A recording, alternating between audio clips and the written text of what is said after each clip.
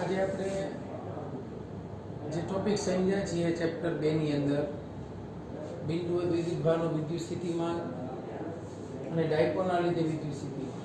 તો વિદ્યુત સ્થિતિમાનના સંદર્ભમાં વધારાના જે જી અને નીટ માટે ઉપયોગી ટોપિક છે એની આપણે ચર્ચા કરીએ આજે. અહીંયા ડાયરેક્ટ સૂત્રો છે, એની સાબિતીની આપણે જરૂર નથી, બરાબર.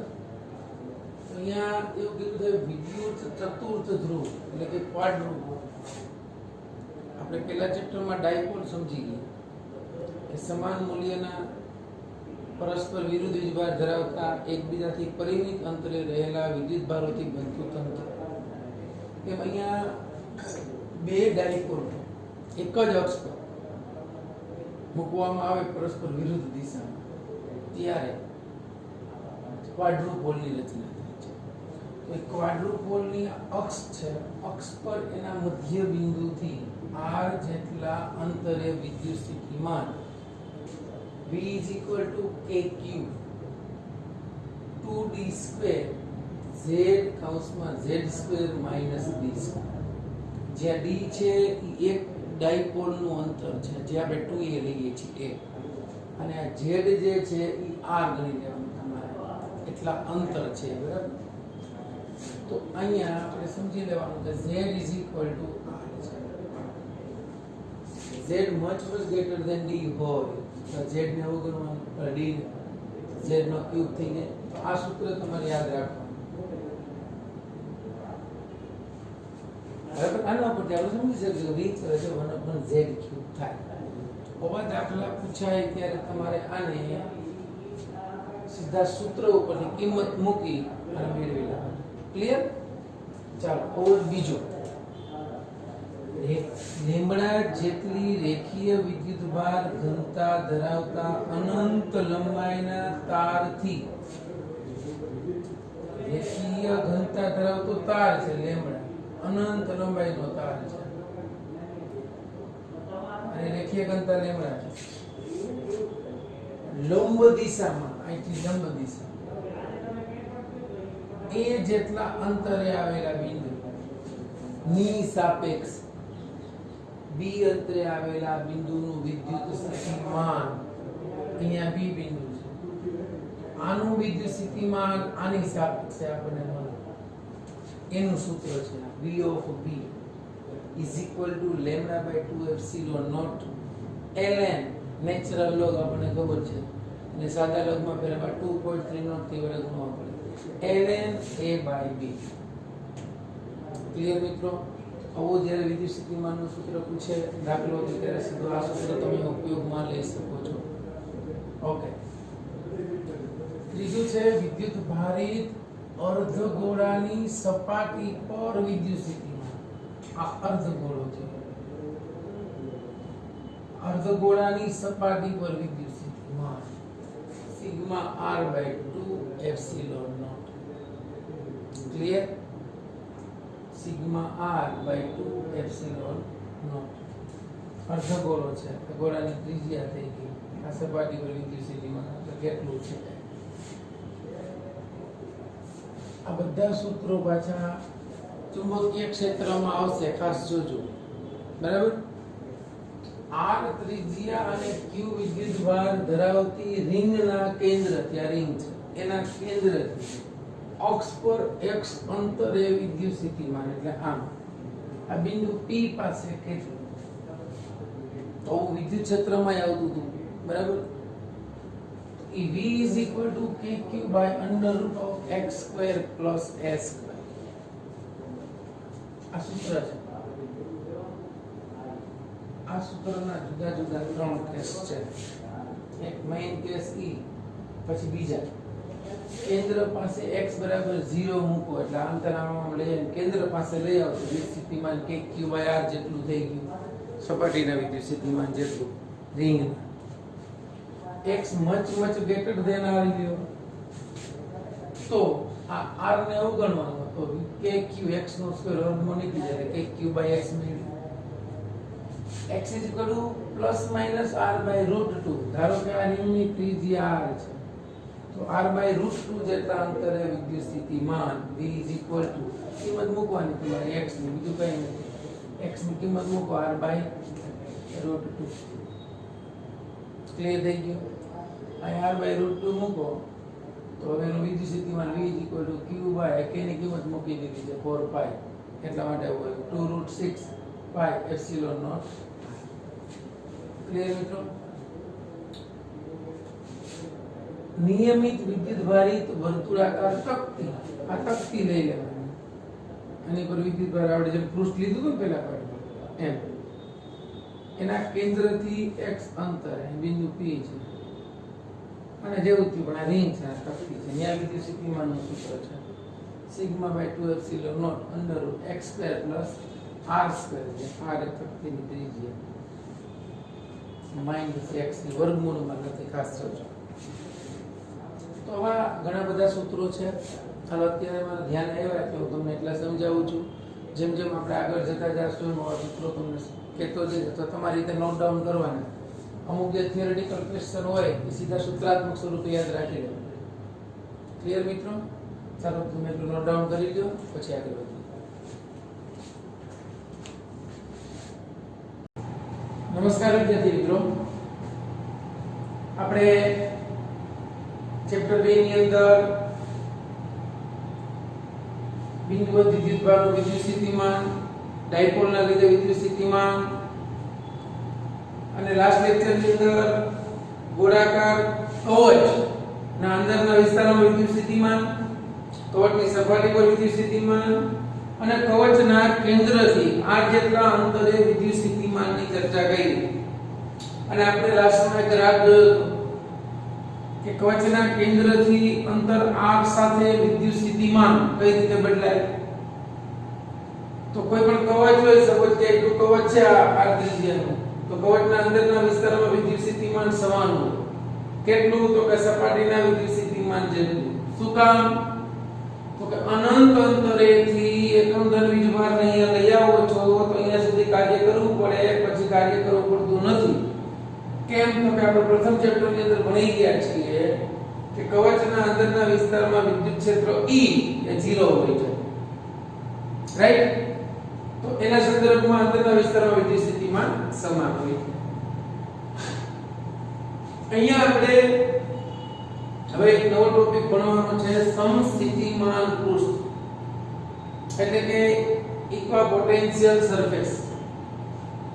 સમ એટલે સરખું, સ્થિતિમાન જે બિંદુ પાસે સ્થિતિમાન સરખું હોય એને સમસ્થિતિમાન કહેવાય.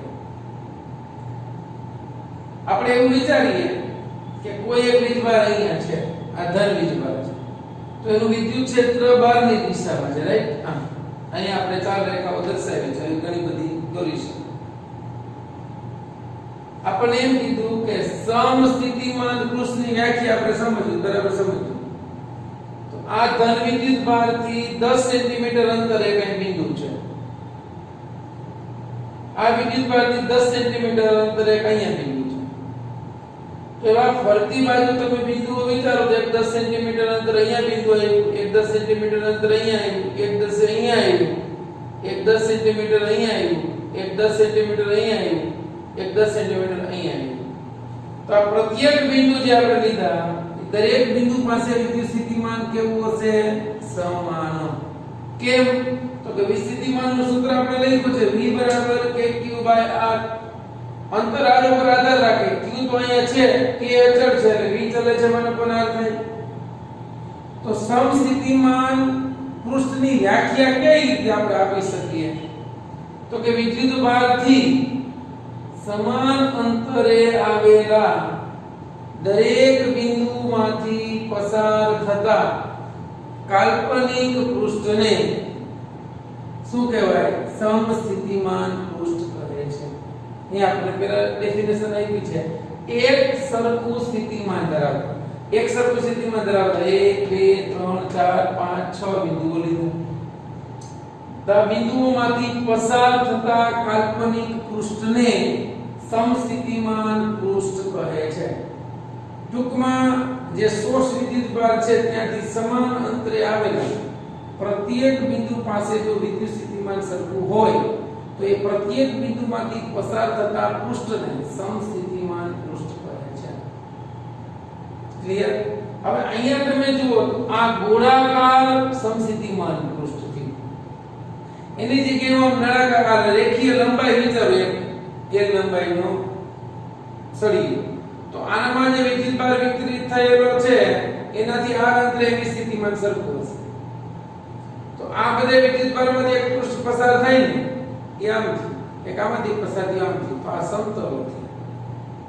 એટલે કે આ ધન વિદ્યુતનું વિદ્યુત ક્ષેત્ર આમ હતું તો અહીંયા સ્થિતિમાન સમાન થયું, તો આ જે બધા બિંદુઓમાંથી જે પૃષ્ઠ પસાર થાય એને કહેવાય સમસ્થિતિમાન પૃષ્ઠ. એટલે સમસ્થિતિમાન પૃષ્ઠ ગોળાકાર હોઈ શકે, સમતલ હોઈ શકે. ક્લિયર? બિંદુઓ ઉદ્ગમ હોય તો હંમેશા ગોળાકાર જ હોય.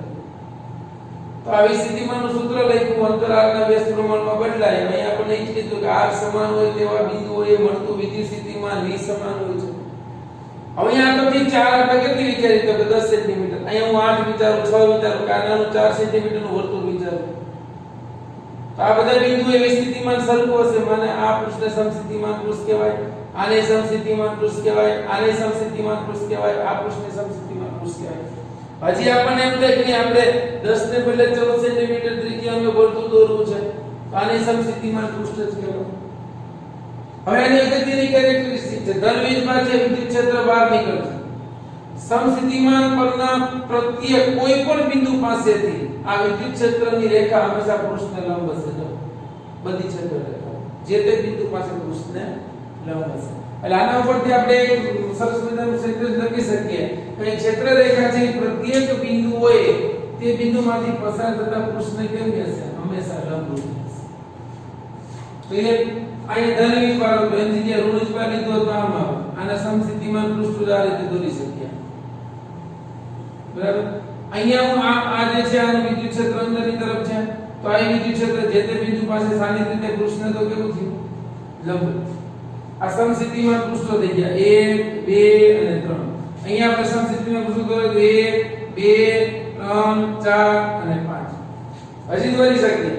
આ મોટું સમસ્થિતિમાન પૃષ્ઠ પણ દોરી શકાય. સમસ્થિતિમાન પૃષ્ઠ એટલે જે બિંદુ પાસે વિદ્યુત સ્થિતિમાન સમાન હોય એવા બધા બિંદુઓમાંથી પસાર થતું એક કાલ્પનિક પૃષ્ઠ.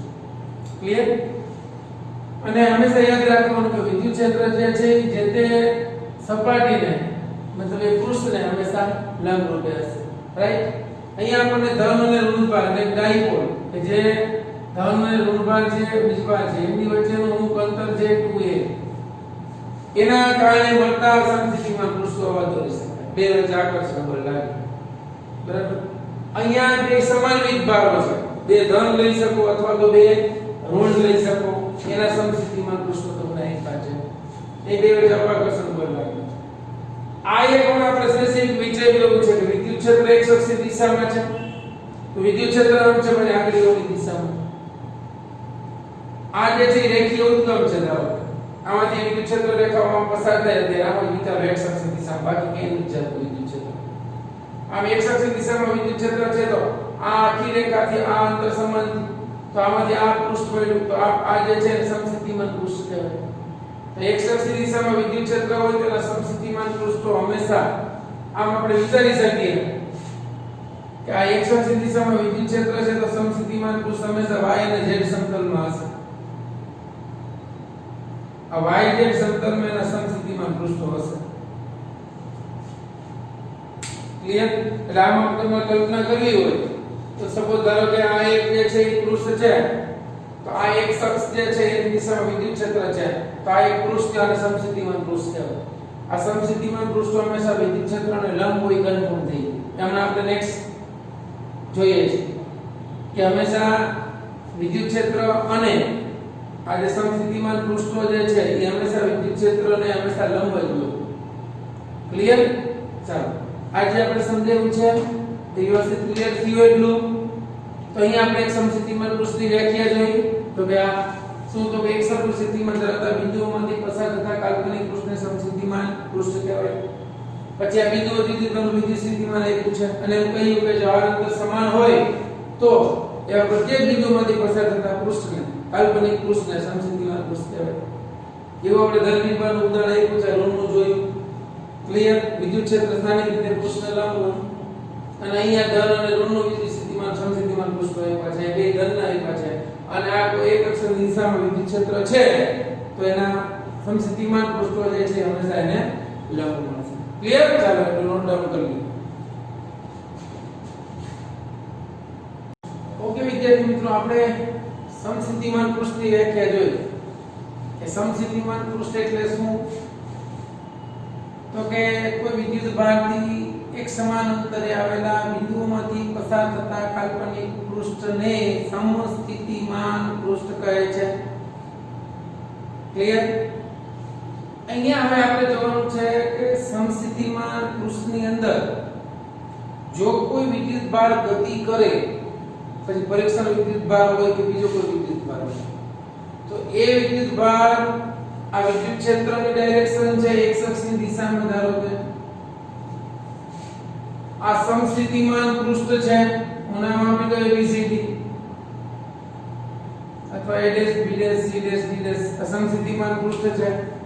એ સમસ્થિતિમાન પૃષ્ઠ આમ છે, તમને સમજાય એટલા માટે હું આમ કરું છું. એને આ સમસ્થિતિમાન પૃષ્ઠ થઈ ગયું. આ સમસ્થિતિમાન પૃષ્ઠના જેટલા બિંદુઓ છે, આ બધા બિંદુઓ છે. આ સમસ્થિતિમાન પૃષ્ઠમાં ગમીને દર્શાવી દો A B C D E F G H I આમ છે. હવે આ પૃષ્ઠમાં કોઈ પણ વિદ્યુત ભાર ગતિ કરશે તો આમ જ જશે. માનો કે A થી G ગયો તો આમ આવશે, G થી H ગયો તો આમ આવશે, A થી I ગયો તો આમ આવશે, I થી D ગયો તો આમ આવશે. ખરેખર વિદ્યુત ભારનું સ્થાનાંતર આમ થશે. બરાબર? તો અહીંયા તમે જોવા જાવ તો વિદ્યુત ક્ષેત્રની દિશા તો આમ છે, વિદ્યુત ભારનું સ્થાનાંતર આમ છે. બરાબર? સમજો તો સ્થાનાંતર વિદ્યુત ક્ષેત્રને લંબ થયું. બરાબર? હવે આપણે સમજીએ. જો સમસ્થિતિમાન પૃષ્ઠ પર કોઈ પણ બિંદુ, બે બિંદુઓ વચ્ચે વિદ્યુત સ્થિતિમાનનો તફાવત તો શૂન્ય હશે. શું કામ? તો કે મેં તમને હમણાં કીધું કે આ જે છે ને બે બિંદુઓ વિચાર્યા તો આ સમસ્થિતિમાન પૃષ્ઠ છે. તમે A લ્યો અને I લ્યો તો બેનું વિસ્થિતિમાન તો સરખું છે. જે બે બિંદુઓ છે એનું વિસ્થિતિમાન તો સરખું છે. માનો કે A અને B બે લ્યો તો વિસ્થિતિમાન સરખું છે. આનો ડેલ્ટા V લેશો તો તફાવત કેવો આવવાનો? 0. એટલે સમસ્થિતિમાન પૃષ્ઠ પર કોઈ પણ વિદ્યુત ભાર એક બિંદુએથી બીજા બિંદુએ જશે તો વિદ્યુત સ્થિતિમાનનો તફાવત તો શૂન્ય થવાનો. બરાબર? તો હવે તો કાર્ય ઇઝ ઇક્વલ ટુ, આ તો આપણું સૌથી પહેલું સૂત્ર છે, V is equal to W ના છેદમાં Q. બીજા ચેપ્ટરની શરૂઆત. તો કાર્ય બરાબર વિદ્યુત સ્થિતિમાનનો તફાવત એટલે ગુણ્યા વિદ્યુત ભાર. એના ઉપરથી કાર્ય 0 થઈ ગયું. શું કામ? તો કે અહીંયા આપણે જોયું કે delta V is equal to 0 છે, તો કાર્ય 0 થઈ ગયું. એટલું ક્લિયર? હવે કાર્ય is equal to E into dl કેમ થશે? તો કે કાર્ય બરાબર બળ ગુણ્યા સ્થાનાંતર થાય. બળ એટલે એકમ વિદ્યુત ભાર ઉપર લાગતું બળ, એકમ વિદ્યુત ભાર ઉપર લાગતું બળ એટલે F ના છેદમાં Q. Q બરાબર 1 કુલમ વિદ્યુત ભાર છે, તો E બરાબર 1 થઈ ગયું. એટલે F ની જગ્યાએ E મૂક્યું, સ્થાનાંતર dl. આ સમસ્થિતિમાન પૃષ્ઠ હતું એમાં એટલું dl જેટલું સ્થાનાંતર કરાવવું છે. તો સ્થાનાંતર કરાવવા દરમિયાન સમસ્થિતિમાન પૃષ્ઠમાં કાર્ય તો શૂન્ય છે. E dl cos θ એ 0 થઈ ગયું. E 0 નથી, વિદ્યુત ક્ષેત્ર તો કંઈક છે, સ્થાનાંતર એ કરેલું E 0 નથી, આમ લઈ ગયો તો શું થશે? તો કે 0 થી cos θ બરાબર 0 થઈ ગયું, કારણ કે આ બંને છેદમાં આવે તો 0 થઈ જાય. θ બરાબર cos ઇન્વર્સ 0 એટલે θ બરાબર π/2 થયું. તો આના ઉપર દિશા બી થઈ ગઈ. T અને dl વચ્ચેનો ખૂણો હંમેશા π/2 જ હોય.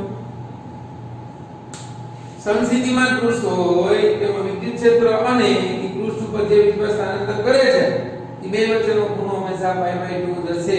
અમે તમને કીધું તો આપણે પણ સાબિત કરશું, સાબિત થઈ ગયું. કોઈ પણ બિંદુ લઈ લો, A થી I લો, A થી B લો, C થી D લો, D થી B લો, તમે જોઈ શકો છો. જે બિંદુ પાસે, જે કોઈ પણ અન્ય બિંદુ પાસે જાઓ તો કરવું પડતું કાર્ય હંમેશા શૂન્ય થશે. કેમ? તો કે બંને બિંદુનું વિસ્થિતિમાન સમાન છે, વિદ્યુત સ્થિતિમાન સરખું છે એટલે શું થશે? વિસ્થિતિમાનનો તફાવત 0 થશે.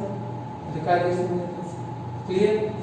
તો આપણે કહી શકીએ કે વિદ્યુત ક્ષેત્ર હંમેશા સમસ્થિતિમાન પૃષ્ઠને લંબ રૂપે જ હોવું જોઈએ. ક્લિયર બાળકો?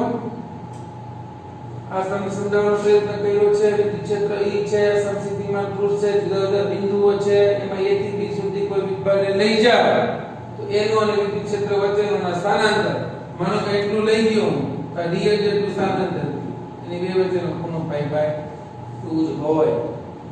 ક્લિયર?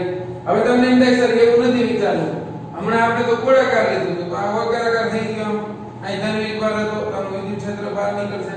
હવે આ સમસ્થિતિમાન પૃષ્ઠ થઈ ગયું, માનો કે આ પૃષ્ઠ ઉપર કોઈ વિભાગ ગયો a થી b તો દરેક ક્ષણે આ વિદ્યુત ભાર જે છે જે પૃષ્ઠને કેવો હતો લંબ, તો અંતર r થઈ ગયો એટલે આ સ્થાનાંતર થયું બરોબર કે વિદ્યુત ક્ષેત્રને કેવું હશે લંબ, તો ત્યાં પણ વિદ્યુત ક્ષેત્ર અને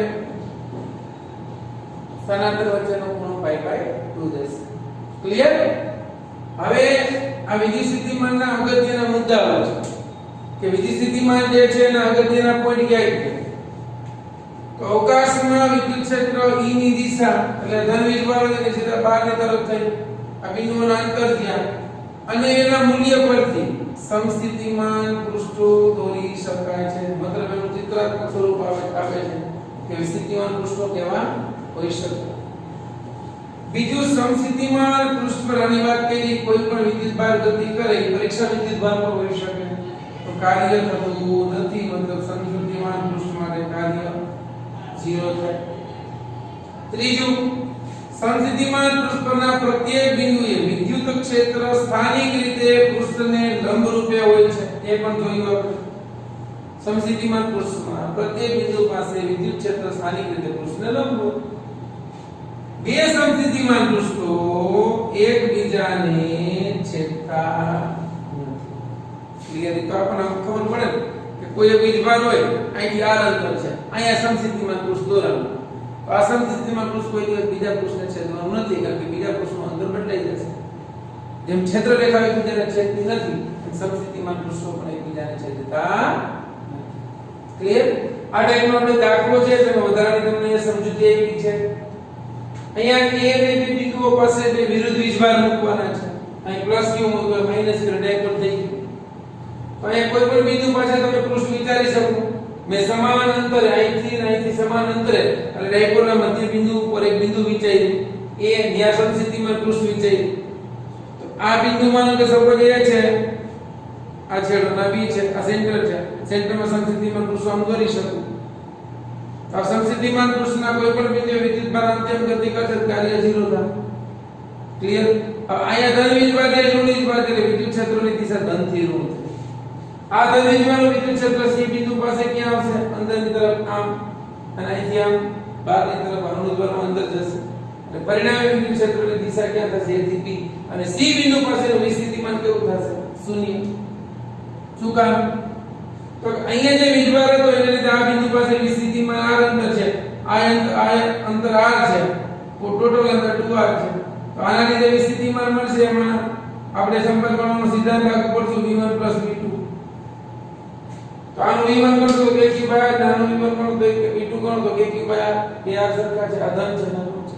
કારણ કે આપણને ખબર છે ધન બિંદુનું વિદ્યુત સ્થિતિમાન ધન અને ઋણ બિંદુનું વિદ્યુત સ્થિતિમાન આપણે ઋણ લઈએ છીએ. ક્લિયર બાળકો? તો એટલું નોટ ડાઉન કરી લો. હવે આપણે અગત્યનો ખૂબ જ મહત્વનો ટોપિક છે, બરાબર? વિદ્યુત ક્ષેત્ર અને વિદ્યુત સ્થિતિમાન વચ્ચેનો સંબંધ, એની ચર્ચા આપણે કરી.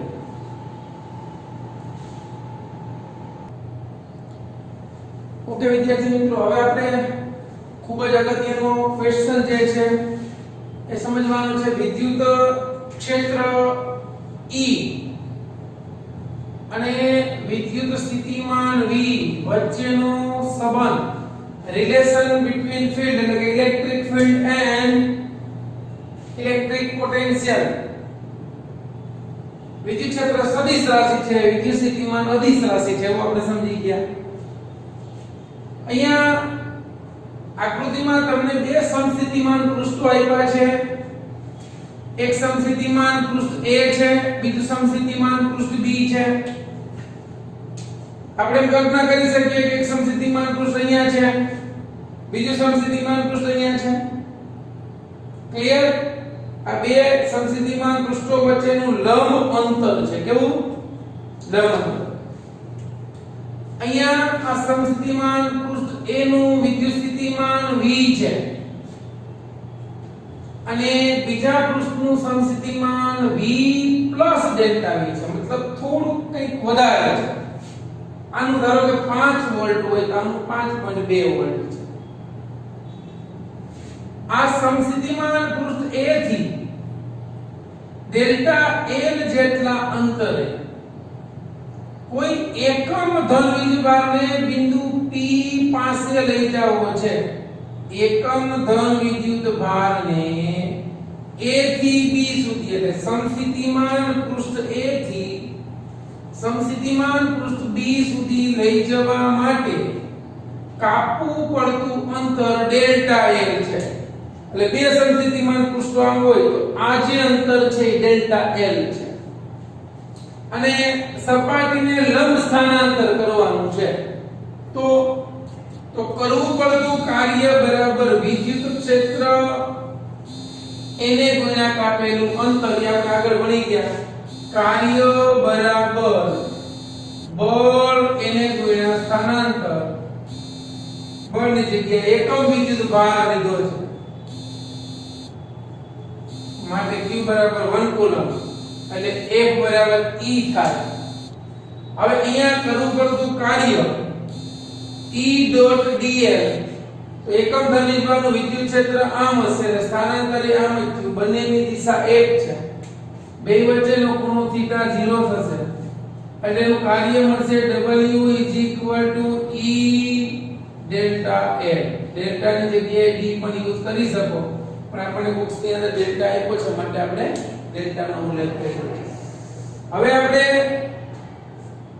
W Q ડેલ્ટા V લખીએ છીએ. હવે Q એ એકમ વીજભાર છે એટલે ડેલ્ટા V એટલે વિસ્થિતિમાનનો તફાવત VA VB. A બિંદુનું વિસ્થિતિમાન V છે, B નું વિસ્થિતિમાન V ડેલ્ટા V છે, તો આ VB નું સ્થિતિમાન થઈ ગયું, આ A નું વિદ્યુત સ્થિતિમાન થઈ ગયું. બંનેની કિંમત મૂકો તો A નું વિસ્થિતિમાન V છે, B નું વિસ્થિતિમાન V ડેલ્ટા V છે, પણ અહીંયા માઈનસ છે એટલે માઈનસ અને આ માઈનસ પ્લસ માઈનસ, આ V કેન્સલ થઈ ગયા એટલે કાર્ય જે છે વિસ્થિતિમાનના તફાવત જેટલું જ મળી ગયું. વળી પાછું આપણું જૂનું સૂત્ર જ આવી ગયું, વિસ્થિતિમાન બરાબર એકમ વિદ્યુતભાર દીઠ કરવું પડતું કાર્ય Q બરાબર 1 કુલમ લઈ લો તો V W મળી ગયું, ડેલ્ટા V છે. આ સમીકરણ અને આ સમીકરણને સરખાવો. E delta L minus delta V. E ને સૂત્રનો કરતા બનાવો એટલે ડેલ્ટા V ના છેદમાં ડેલ્ટા L માઈનસ. આપણે આગળ ભણી ગયા કોઈ પણ રાશિનું અંતરની સાપેક્ષે વિકલન એટલે એને એ રાશિનો પ્રચલન કહેવાય. માટે આ delta V by delta L ને વિદ્યુત સ્થિતિમાન પ્રચલન કહેવાય. ઘણી વખત delta V by delta L ની જગ્યાએ delta V by delta R પણ લખે. x અક્ષના ફોર્મમાં લખવું હોય તો ડેલ્ટા V ના છેદમાં ડેલ્ટા x લખી શકાય, ડેલ્ટા V ના છેદમાં ડેલ્ટા y લખી શકાય, ડેલ્ટા V ના છેદમાં ડેલ્ટા z લખી શકાય. ક્લિયર? આને હજી લખવું હોય તો ડેલ્ટા V નો ફેરફાર V જેટલો હોય, લંબાઈ L જેટલી, અંતર હોય તો E બરાબર V ના છેદમાં L થાય. આના ઉપરથી અગત્યનો સરસ મજાનો આપણને સંબંધ મળી ગયો. વિદ્યુત સ્થિતિમાન અને વિદ્યુત ક્ષેત્ર વચ્ચેનો V બરાબર EL લખી શકો, V બરાબર ED લખી શકો, V બરાબર ER લખી શકો. E V by L લખી શકાનું તો આ વિદ્યુત ક્ષેત્ર થઈ ગયું, આ વિદ્યુત સ્થિતિમાન થઈ ગયું, આ અંતર થઈ ગયું વોલ્ટ પ્રતિ મીટર. વિદ્યુત ક્ષેત્રનો એકમ પરિમાણ દ્રષ્ટિએ સાચું થઈ ગયું જો સાબિત કરવું હોય તો. અહીંયા આપણે કહી શકીએ કે E delta V by del તા L પરથી વિદ્યુત સ્થિતિમાન પ્રચલન, આ વિદ્યુત સ્થિતિમાન પ્રચલન એનું ઋણ મૂલ્ય એ વિદ્યુત ક્ષેત્ર જેટલું હોય છે. એટલે કે મૂલ્ય લખ્યું E અને મૂલ્ય સ્વરૂપે લખી શકો. વિદ્યુત સ્થિતિમાનનો એકમ વોલ્ટ પ્રતિ મીટર થઈ ગયો. વિદ્યુત સ્થિતિમાન પ્રતિ એટલે વિદ્યુત ક્ષેત્ર જ છે આ વિદ્યુત ક્ષેત્ર. તો જૂલ પ્રતિ કુલમ ઇન્ટુ મીટર ઉપરથી આપણું પારિમાણિક સૂત્ર m1n1t 3 a 1 એ કેટલા જેટલું મળ્યું? તો કે ખરેખર અહીંયા વિદ્યુત સ્થિતિમાન પ્રતિનું પારિમાણિક સૂત્ર એ વિદ્યુત ક્ષેત્ર જેટલું જ મળ્યું E જેટલું. એટલું ક્લિયર થયું? ઓકે, ચાલો. સરસ મજાના બે પોઈન્ટ આમાં છે, ધ્યાન આપજો. વિદ્યુત સ્થિતિમાન પ્રતિના અગત્યના બે પોઈન્ટ કે જે દિશામાં વિદ્યુત સ્થિતિમાનનો ઘટાડો સૌથી ઝડપી થતો હોય એટલે કે delta V by delta L એનું મૂલ્ય વધારે હોય એ દિશા વિદ્યુત ક્ષેત્રમાં ઈ દિશામાં વિદ્યુત ક્ષેત્ર હોય. એટલે શું? અંતરથી વિદ્યુત સ્થિતિમાન અહીંયા છે, જેમ જેમ અંતર વધે વિદ્યુત સ્થિતિમાન ઘટતું જાય. સમસ્થિતિમાન પૃષ્ઠથી કોઈ બિંદુનું અંતર લઈ લ્યો તો જેમ અંતર સાથે વિદ્યુત સ્થિતિમાન ઘટે છે ઈ દિશા વિદ્યુત ક્ષેત્રની દિશા હોય છે. અથવા તો કહી શકીએ આપણે કે વિદ્યુત ક્ષેત્રની દિશામાં વિદ્યુત સ્થિતિમાન ઘટે છે તો આપણને ખબર છે. તો ઘટાડોનો દળ જેટલો ઝડપી હશે ઈ દિશા વિદ્યુત ક્ષેત્રની દિશા હશે. કારણ કે જેમ જેમ આમ જેમ વિદ્યુત સ્થિતિમાન ઘટતું જાય વિદ્યુત સ્થિતિમાન ઘટે ને ઈ જ દિશામાં વિદ્યુત ક્ષેત્ર હોય. કારણ કે ઘટે છે એટલે ત્યાં ઋણ હશે. વિદ્યુત ક્ષેત્ર હંમેશા ધનથી ઋણ તરફ.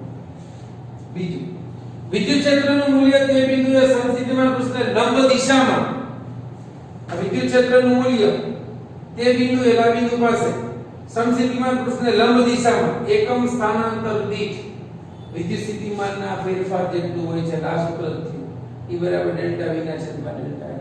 એકમ સ્થાનાંતર ડેલ્ટા L 1 લઈ લીધું એટલે વિદ્યુત ક્ષેત્ર વિદ્યુત સ્થિતિમાનના તફાવત જેટલું છે. ક્લિયર મિત્રો? આ થયો વિદ્યુત સ્થિતિમાન અને વિદ્યુત ક્ષેત્ર વચ્ચેનો સંબંધ. જો આ કાયમી દાખલામાં બધે ઉપયોગી છે. આના માટે આકૃતિ જવા દઉં છું, તમે જોઈ લેજો. અહીંયા આપણે હજી વિદ્યુત ક્ષેત્ર અને વિદ્યુત સ્થિતિમાન વચ્ચેનો સંબંધ લખવો હોય તો આપણે આમ પણ લખી શકીએ કે જો x અક્ષ દિશામાં વિદ્યુત ક્ષેત્ર લઉં તો Ex બરાબર 9 માઈનસ ડેલ્ટા V ના છેદમાં ડેલ્ટા x થાય.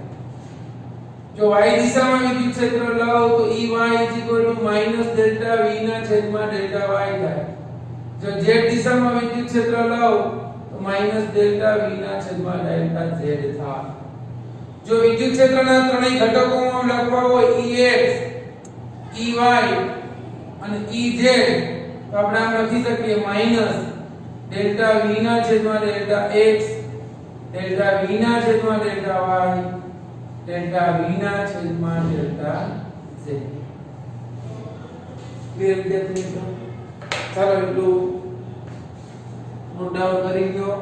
આ લેક્ચર આપણે અહીંયા સુધી રાખીએ છીએ.